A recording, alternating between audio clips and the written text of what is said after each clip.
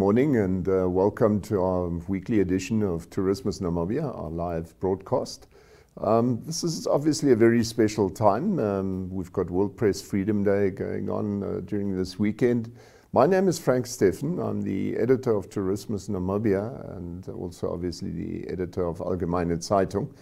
And the reason why I'm talking of World Press Freedom Day is not only because it happens, but because it really is quite a special thing.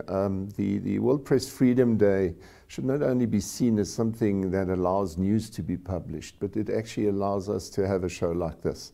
It allows us to be critical of the powers that be decide and how they implement their policies and their decisions. So I think it's something that we should also remember here, especially as the Windhoek Declaration was obviously born in Namibia 30 years ago.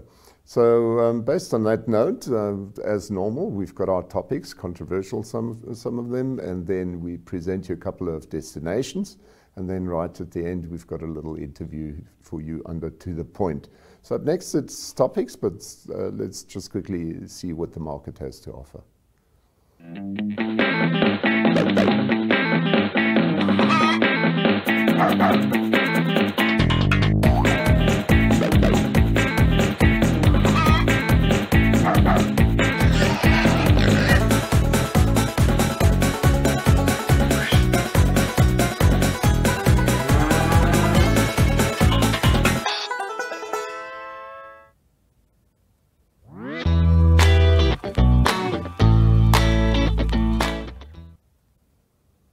Welcome back. Yes, we present you a couple of tourism-related topics, subjects, whatever you want to call it. Up first, Airbus.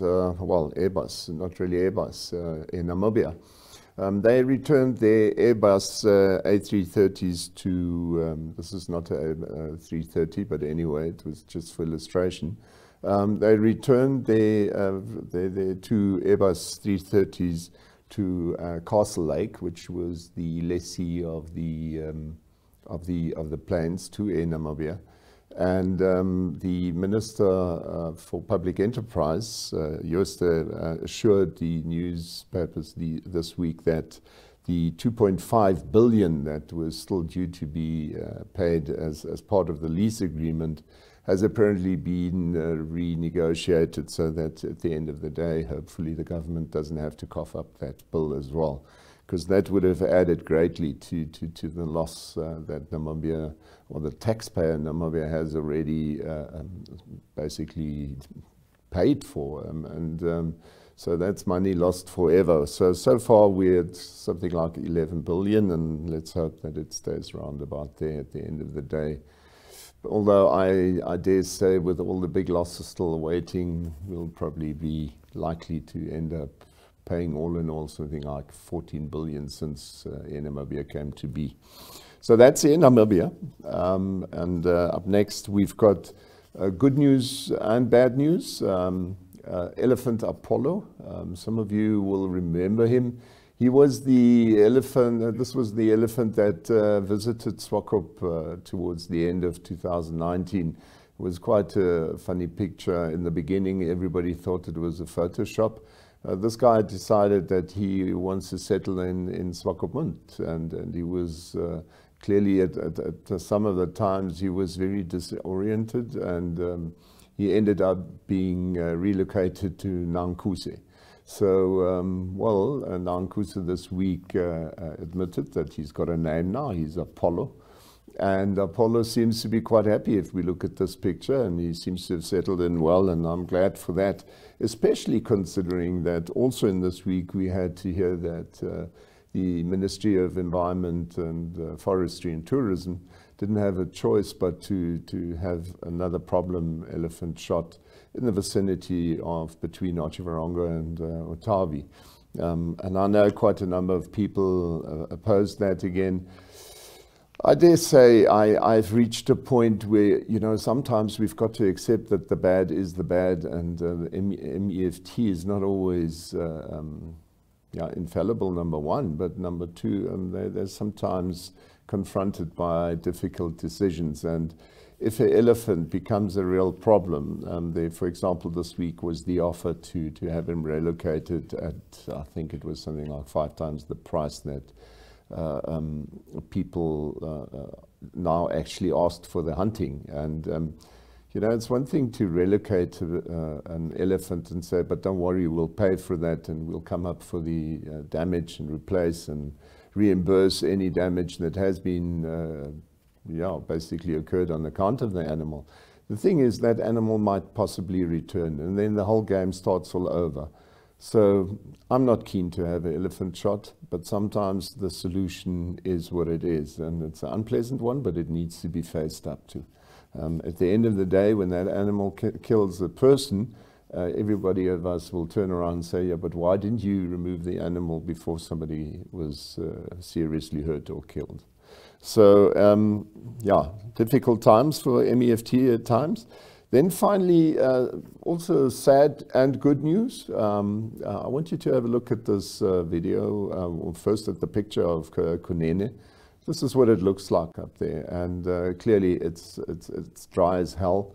In the beginning, we were all hoping that over time in the northwest we will end up getting a few drops or a few more drops, but it never came to be. You can clearly see the bush is green, but that's really relying on very little dew and I suppose some fog in the morning. But bottom line is, if you look at this video, this is what happened to the lions in the process. And it is really controversial because the arguments differ from person to person. Some people simply believe, and there's an ever-increasing opinion that that has been the case.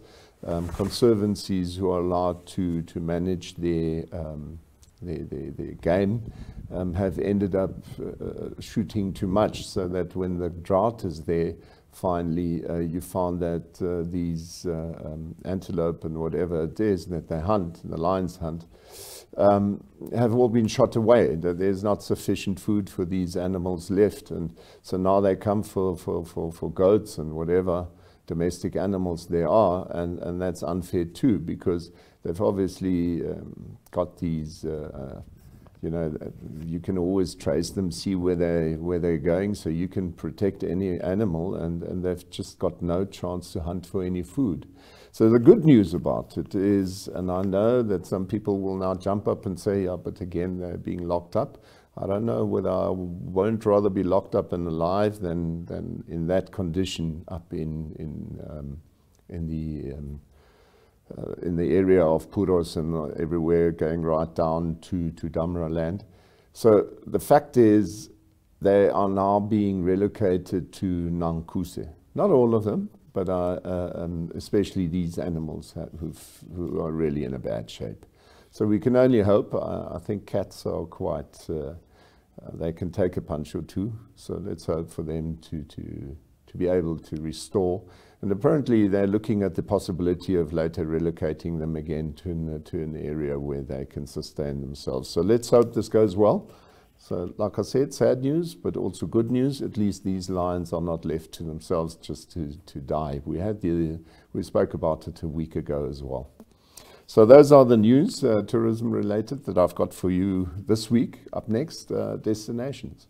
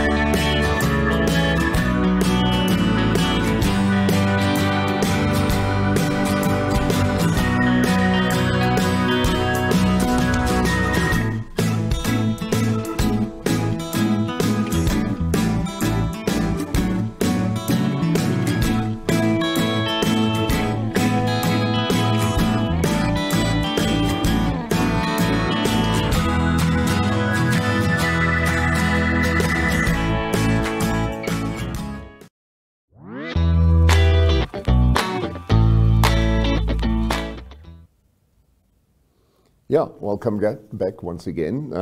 This week I've decided to approach destinations a bit different. We often give you lodges and all types of places to go to.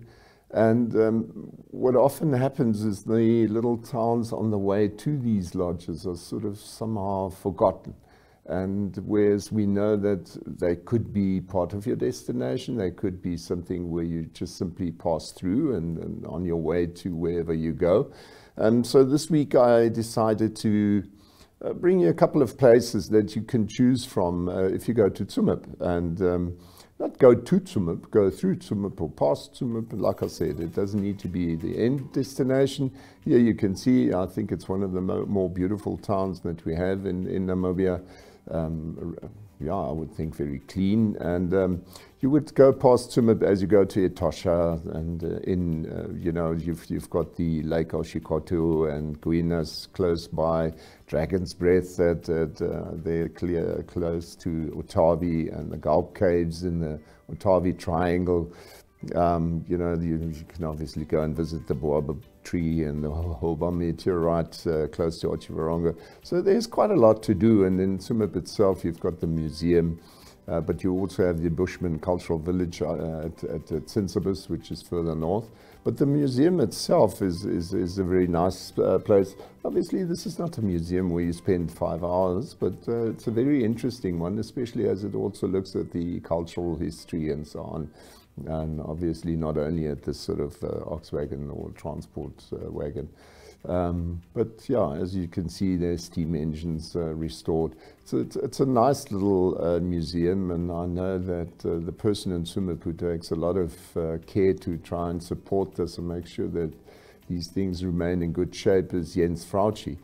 And he's also been involved in getting a special dispensation and special support from over in Germany, where they literally developed, if you look here, they developed a special oil which allows the look and feel of that rusty and oily environment, yet it sustains the iron ore or the steel so that it doesn't rust anymore. So this was quite a nice thing to see, where they literally removed the rust, but at the end of the day, it still has that rusty look, but it won't rust any further.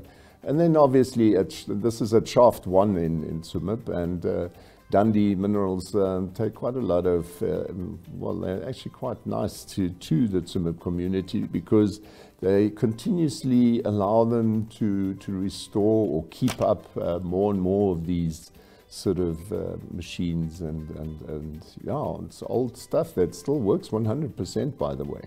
And so this is, by the way, Jens Frautschi, who you see there in the picture continuously. And they're seriously involved in maintaining that. And over time, they would love to have almost something like what you've got at Gold Reef City in Joburg, where people can actually go there and have a look. Because make no mistake, Tsumeb has got some of the best mineral assortment that you find anywhere in the world. This is Kupferquelle, and this is one of the nicest resorts they've got up there. Not only can you stay in one of these rooms for the night, you can actually obviously conduct a conference over there. And very nicely done, some more luxurious, others less. But I mean, that's really dependent on what you would like to have. And you can also go there for camping. Very, very nice camping sites, huge lawns here. Typically, you saw this picture as a background. We chose it today, you know, and a huge swimming pool. So really very nice. And they've got a little, the Dross restaurant. Very good food, I know, because I've been eating there. And like I said, conference facilities, they really have it all for somebody who just wants to spend the night, or somebody who wants to meet up there and actually conduct a conference. And as you can see, very nice to look at. This is the Makalani Hotel, obviously, yeah, I think quite well known to Namibians. They also have these conference facilities, and so yeah, nice to see that things are still going on at times. It's not easy, but yeah, this is obviously just a picture from the dining hall, and this is the inner yard where in the evening you can sit and have a drink. Very nice place.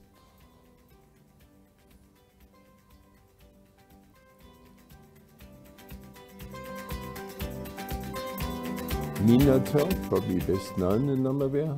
Very nice hotel. Mean, obviously, being the mining hotel, if you want to call it that. It's an old German name. Also a well-known place, very nice to go to. As you can see, very nice environment. You feel very welcome, and it's exactly what the pictures show you there. You can sit down there, have a beer or a quick drink. You might stay for the night, or you might just pop in to eat something because they've got a very nice menu there, and obviously your children can run around in between, so that if you have to continue with your journey, you can just rest there for a while. These are typically their rooms, very nice. And this here is the Travel North guest house. Very nice as well. You can even rent a car there, and a very nice little inner yard where you can pop in, have something to eat, and just have a bit of respite, or you can choose to make use of their rooms.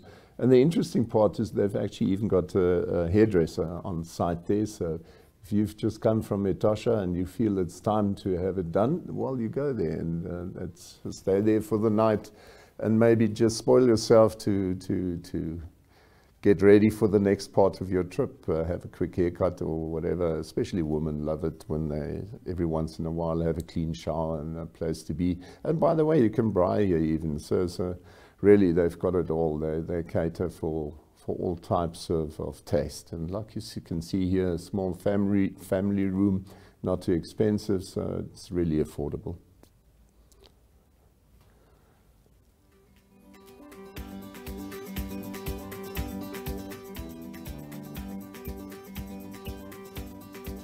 This I truly loved. I mean, you can just look at the people and you know exactly where you're going. This is your typical backpacker site, Villa Africa, and I was so impressed with that little place. It's almost like a little paradise. You've got the feeling that you're somewhere near the equator, all these little green, lush trees and bushes. And yet, if you look at the rooms, they're decent. There's nothing wrong with that. A real nice stay over for the night, whether you're a backpacker or simply somebody who wants to have a night over. That combi just did it for me. It was converted into a little bar, and it actually drives still. Yeah, just really great. This is inside, and you've got these little stairs going up, and then at the top you've got a special little, here you can see it's a little patio that's just outside the roof. That what you see there in the back is, you know, these A roofs here. Inside you can see the angle of the roof. Now I see we've cut off the face, but I hope he forgives us. Yeah, and this is really what it looks like outside. So you wouldn't immediately imagine it, but like I said, a typical backpacker's paradise, really. Very, very nicely done, and something different for a change. Yeah, like I said, I suppose I haven't got them all, but those were the places that I've been to that I can tell you they're good to visit. They can easily be your destination for a day or two even. I mean, look, obviously Tsumeb is not exactly the place where you can spend 3 days unless you're doing business or you're there for a conference. But as a stay over, there's lots to do in that little town that you can pass your time with and just have a little respite before you continue on your journey. And like I said, close to Etosha, Pan, and all those places. Right, up next, we would like to show you some of the Zambezi. We've spoken a lot over the past few days of the South, and this time we just bring you a little reminder that these are all photos which over time Wiebke Schmidt and Zoe, Chloe Durr, you will still remember her, she was here. So all of those things really done by them. Dan Stevens, I think, even contributed towards these photos. So the reason why I did this is it seems the river border in Impalila and Kasika to Kasane is apparently now open. So you need a 72-hour negative PCR test for COVID. And the test, by the way, can also be done at the Botswana border, and guests are allowed to stay in Kasane for that night, and they'll be guaranteed a result within 24 hours. Testing is also available in Katima for clients coming from Rundu direction, and the results will then be sent via email to the lodge where you stay. So it seems Zimbabwe's land borders remain closed. So you can still go to Vic Falls via Kazangula if you go into Zambia and then venture towards Livingstone. And that way you can still visit the Vic Falls. Vic Falls in terms of Zimbabwe seems to be open only for fly-ins. So if you want to enter Zim at Kazangula, you can do so if you have a plane ticket for the same day from onto Vic Falls. So this obviously is a fluent situation, and it continues to remain that way. So I would always advise you to before you book, just get a quick update by phoning your lodge, your destination, and finding out exactly what it is, and then also confirming that with the local Ministry of Health. Because one doesn't want to be up there and have spent a lot of money just to find that you go home with empty hands, so to say. These are all photos that were taken at national parks, Mabili, Boabata, Mudumu, and then obviously also in Casa Rupara National Park. Maybe it's a good idea to go now.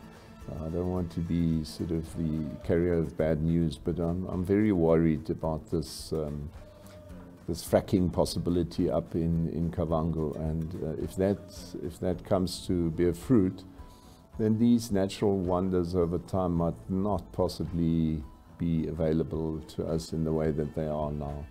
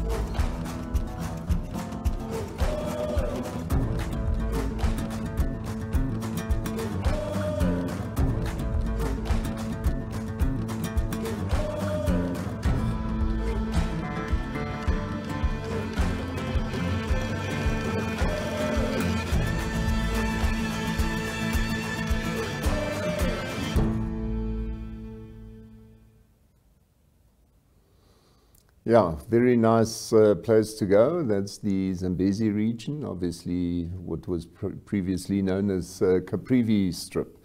And, you know, if Chloe was sitting here now, Chloe Durr, you will remember she always joined me, and we'll make a plan to have her join us again.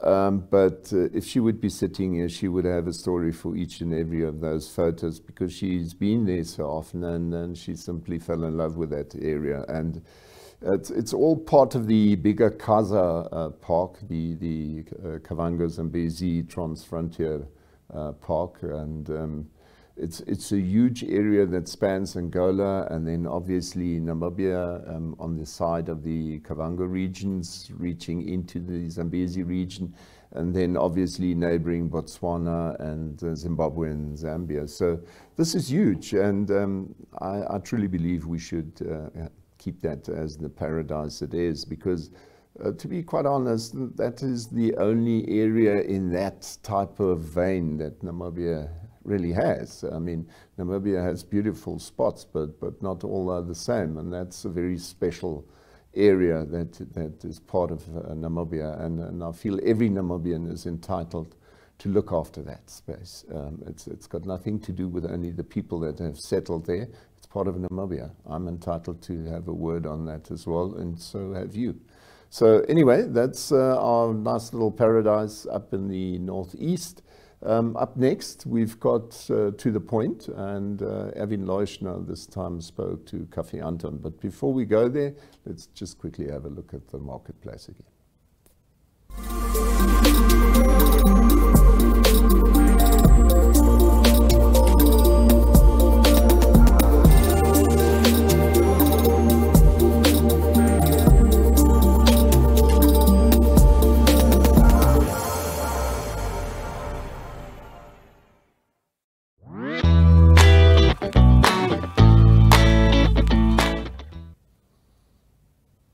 Yes, for the past few months, we've been so dedicated and focused on lodges all over the country. And the idea is obviously to get these people to also post on our Facebook page, and you're welcome to do so yourself. Talk to me, write to me, phone me, and we'll make a plan to get you involved in our Facebook page where people can see you and talk about your place and see what you've got to offer. And but this week I felt, you know, we like I said with Sumaku already, you know, the towns also have a very nice offer for you. And Erwin Leuschner took the time to actually speak to the people of Café Anton, which is right smack in the middle of Swakopmund, as you very close to the mall. But have a look yourself.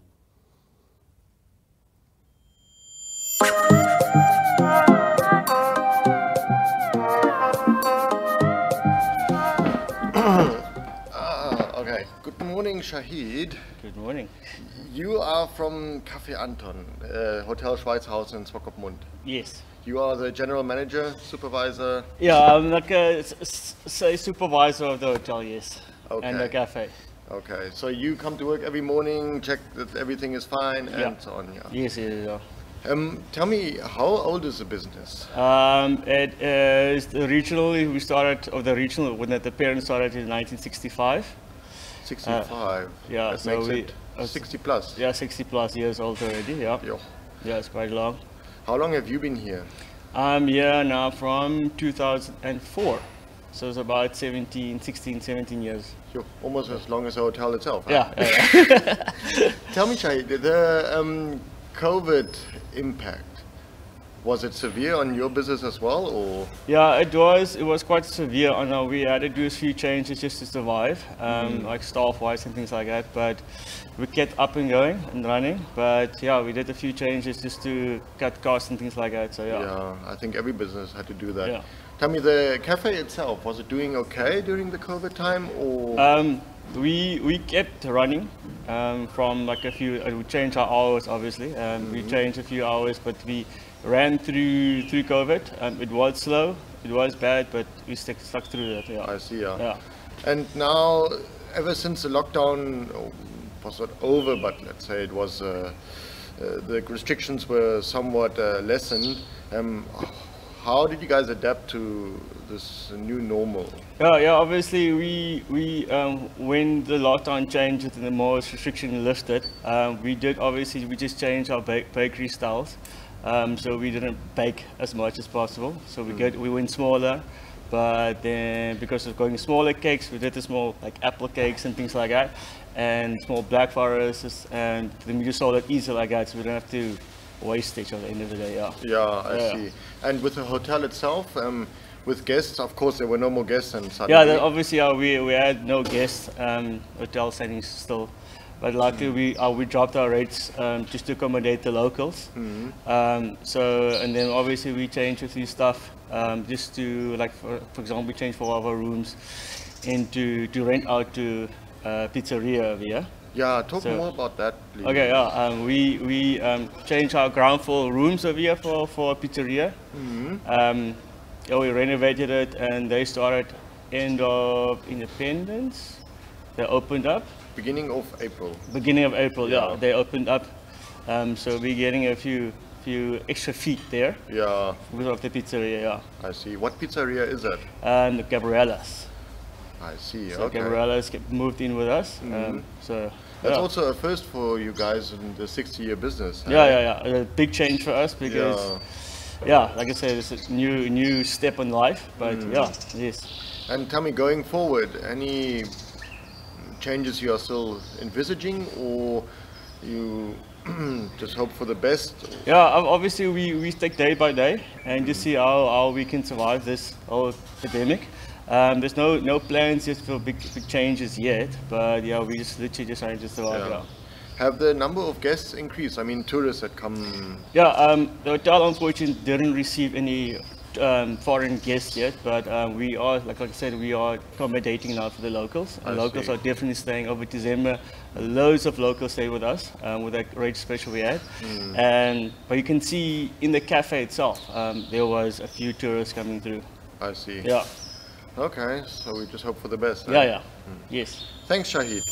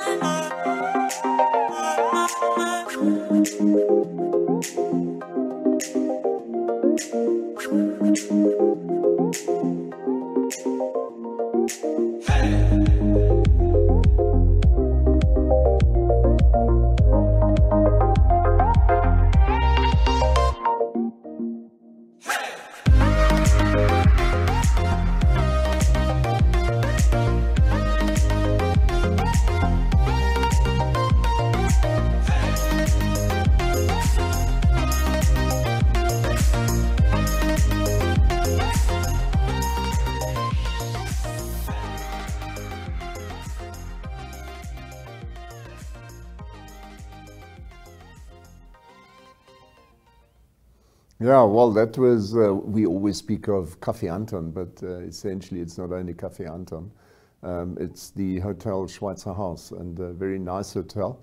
Café Anton is obviously better known amongst the locals because you just know that you go there and have a slice of cake, because they must have some of the nicest assortment, quite apart from the simply superb quality that they actually sell there. So, and like I said, Café Anton is basically looking down towards the Mole, and on the further side you would even see the bigger part of the coast as you look along right the front strip of Swakopmund. So really nice area, very close to the water and very close to all supermarkets or sightseeing places and so on. So really something different, and as you heard there, they've also adapted. I think the new normal has had its challenges simply because everybody saw this huge change coming, and it was obviously the old story of don't rock the boat. Well, it was rocked in a very, very heavy way. And people are starting to adapt and survive, and that's what we're showing you each week. And I think in the process, our tourism industry in the long run might have gone through huge change now, but to the benefit of locals, to be quite honest. I think today it's quite normal for locals to go to places such as Schweizerhaus or wherever. We've brought so many stories over the past few weeks. And it's nice to see that the locals actually support these places. And so I think there's a bit of a mind change from both sides in terms of locals suddenly realizing they can actually go to these places and afford them. Whereas the tourism industry has clearly adapted and started to understand that we need to be thinking out of the box and getting different offers to different folks. So yeah, that was our Hotel Schweizerhaus and Café Anton, like I said. Hope you enjoyed the little interview there, and that brings us to the end of this week's show. I hope you enjoyed what we brought you, and hope to see you next week again, same time, same place. Until then, remain healthy and look after yourself. Bye. If you're feeling how I'm feeling, and you know I won't stop. All we gotta do is take our love to the top. If I got it and you want it, and you'll never let it drop. All we gotta do is take our love to the top. I will ride for you, baby, even die for you. when I'm loving you, but my heart don't stop.